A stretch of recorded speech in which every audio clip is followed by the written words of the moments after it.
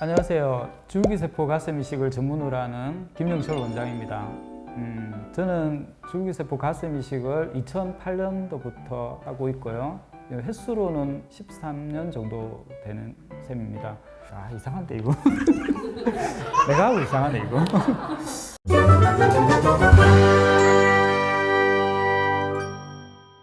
먼저 줄기세포 가슴 이식에 대해서 간단히 설명드리겠습니다.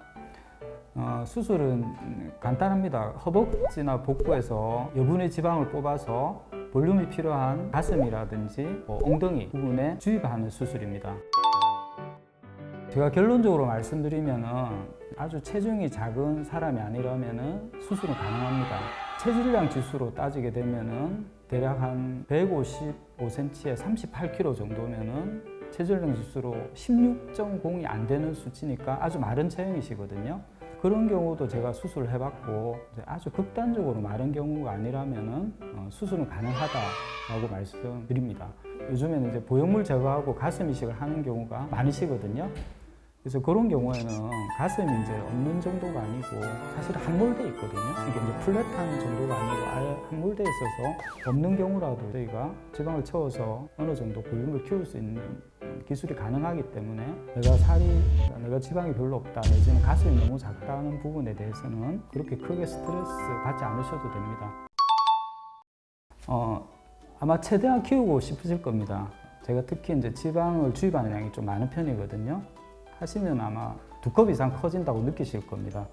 마치 보형물 한 것처럼 이게 보형물이야? 사실이야. 지방이야? 진짜야. 라고 하시는 분도 있었거든요. 근데 이제 한 달 정도 지나면 생착이 되는 과정에서 붓기도 빠지고 일부 지방은 흡수되니까 최종적으로 이제 한 컵 정도 커지지 않을까라고 말씀드리거든요. 근데 여기서 이제 어떤 문제가 있냐면 보형물하고 차이인데 보형물 수술 같은 경우는 이제 특히 요즘에 이제 볼륨을 많이 키우려고 하는 경향이 있다 보니까 원장님들이 많은 큰 사이즈의 볼륨을 넣으시잖아요. 그러면 이제 지방 이식을 한 의사 입장에서는 상대적으로 이게 작아 보이는 거긴 하지만 가만히 생각해 보면 가슴을 키우는 조건이라는 게 가슴만 크는 게 있고 상대적으로 내가 허벅지, 복부 그리고 팔 같은 것을 줄여서 가슴을 키우는 개념도 있는 거거든요. 그래서 이제 그런 경우에는 상담을 통해서 어느 정도 원하는지를 들어봐야 됩니다. 상담을 통해서 내가 D컵요 내지는 C컵 원한다 이러면은 이제 그 부분의 케이스가 혹시 보형물을 해야 될 케이스가 아닌지를 고민해보고 적당한 사이즈에서 자기가 지방 이식을 선호하는 것 같으면은 당연히 이제 그런 장점을 설명드릴 수 있는 겁니다. 제가 최대한 넣어본 사람은 한쪽 가슴에 350cc 정도 넣었거든요. 흉곽이 크고 가슴 피부가 좀 늘어나는 경우라면 충분히 많은 양을 넣을 수 있고요. 아주 마르고 가슴이 작은 분이라 하더라도 한 260cc 정도는 기술적으로 가능하거든요. 그 정도 넣으면 수술했을 때 끝나고 마취 깼을 때 굉장히 커졌다라고 느끼시더라고요. 그거보다 좀 작은 경우에는 처음에 만족도가 좀 떨어지는 것 같아서 260cc 이상은 넣으려고 하고 있습니다. 그 생착률을 아마 가장 궁금해 하시는 것 같거든요. 그 생착률은 제가 생각할 때는 2가지 요소가 더 중요하거든요.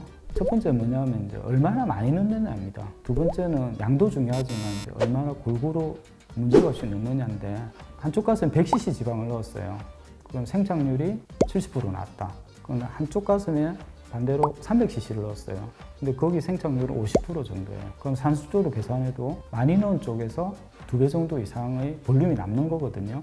결국 이제 질문하실 때 생착률이 몇 프로라는 그 가정은 원장님들이 똑같은 양을 넣었다고 생각하시니까 중요한 것이지 생착률 자체도 영향을 미치는 요소가 굉장히 많습니다.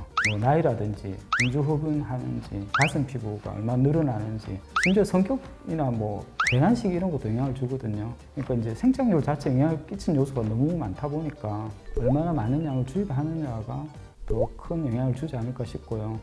그래서 이제 저도 지방 이식을 오래 하다 보니까 타 병원에서 이제 지방 이식하고 저한테 의뢰 들어오는 경우가 많은데 볼륨이 생각보다 작다, 커지지 않았다 하는 분들을 제가 초음파로 확인해 보면은 근육층 아래쪽에는 거의 이식이 안 된 경우가 많습니다. 그래서 이제 그런 경우에는 당연히 이제 만족도가 떨어질 수밖에 없는 거거든요. 생착률이 높은 부위이기 때문에 그런 부분은 이제 확실하게 이제 구분해서 넣어주는 게 중요하겠죠. 이 생착률과 관련해서 이제 최근에 여러 가지 이제 데이터나 논문을 보면은 그 혈소판 농축액이라서 PRP를 수술 후에 한 주에서 두 주 사이에 추가로 주사를 함으로써 생착률을 높일 수 있습니다. 지방이라는 거는 이식되고 나면은 처음에 한 2주 정도는 신생혈관이 만들어지면서 중요한 시기를 맞거든요. 혈류를 높일 수 있는 추가적인 시술이 들어간다고 하면은 좋은 효과가 나온다고 되어 있기 때문에 그 시술을 활용하고 있습니다. 직장인의 경우는 이제 주말에 수술하시면 월요일은 출근 가능하다라고 말씀을 드립니다. 물론 이제 개인차는 있지만 대개의 경우는 이제 가능하실 거고요. 수술 자체가 겉으로 드러나는 부위는 없거든요. 다 가려지는 부위이기 때문에. 그리고 이제 보형물 수술처럼 뭐 가슴에 추가적으로 뭐 마사지 한다든지 이런 거는 전혀 없으세요. 그래서 이제 수술 후에 일상활동의 복귀는 빠르다. 그리고 실제로도 빨리 직장 다니시거나 일상활동 하시는 게 회복도 빠르고 생착률도 높은 것으로 나오고 있습니다. 줄기세포 가슴 이식의 경우는 2시간입니다. 그래서 그 시간은 이제 지방을 뽑는 시간과 가슴에 이식하는 시간, 그리고 이제 줄기세포를 추출해서 믹스하는 시간을 포함한 시간이거든요. 그리고 이제 PRP 이식이라고 해서 이제 줄기세포를 만드는 시간이랑 그리고 지방을 이제 원심 분리하는 시간이 빠지기 때문에 1시간 정도에 할 수가 있습니다. 그 이제 견적이라는 게 이야기 하여튼 싸게 해드립니다. 그래서 오늘 줄기세포 가슴 이식에 대해서 제가 이제 궁금해하실 만한 내용을 간단히 정리했는데 앞으로 기회가 된다면 좀 더 심도 깊은 내용으로 여러분의 궁금증을 풀어드리도록 하겠습니다. 감사합니다.